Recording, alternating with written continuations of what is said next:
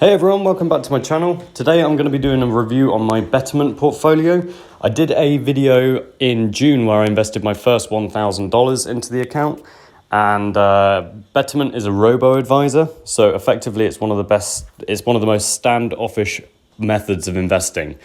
I basically say how much risk I want to have on my portfolio, in which case this is my cash reserve. I do not want a lot of risk, a lot of volatility, so I've kept it relatively low on the stock side. So I only have 20% stocks in my portfolio and 80% bonds, which Betterment itself has distributed, chosen those, and they invest and spread my money every time I invest into my account.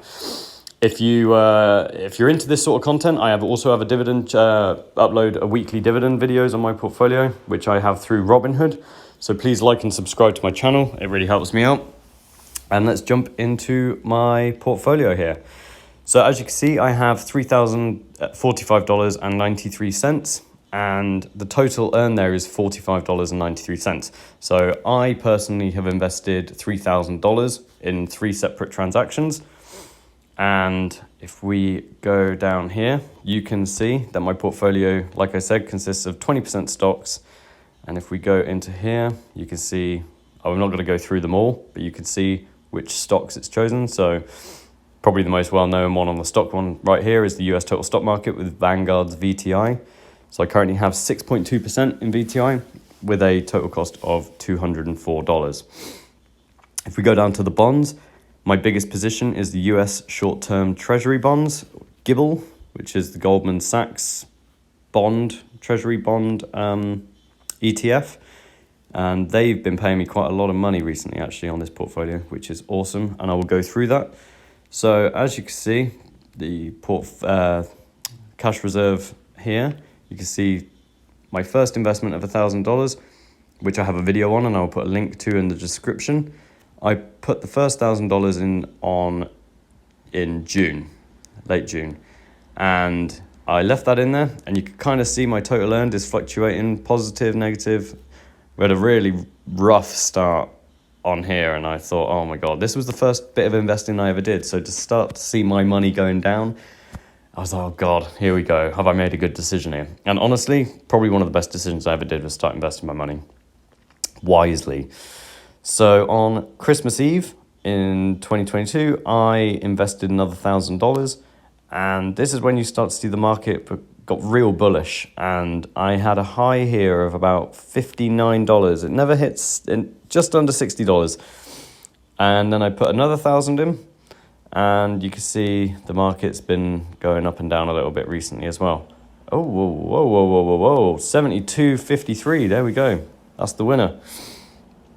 So basically my total earnings are $45 there, and my portfolio return, and this is a really conservative portfolio. I mean, I'm 29, I don't really have to have such a conservative portfolio, but because this is my little cash reserve pot, I don't want it to be too crazy. I don't want to pop into the app one day and find out that it's all disappeared because the stock market's crashed or whatever. So my account has reinvested $24.21. And that's another thing about Betterment. I don't have to reinvest my dividends. The dividends come to me and Betterment distribute them.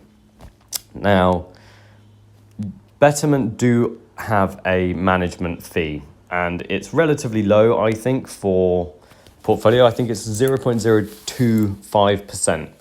So for an actively managed fund, that's, or is it 0.25%? Either way, I think it's very good for what they do. For me being this standoffish, and I'm not 100% standoffish, I have my Robinhood dividend account where I upload videos weekly. As you can see, I'm very transparent with that.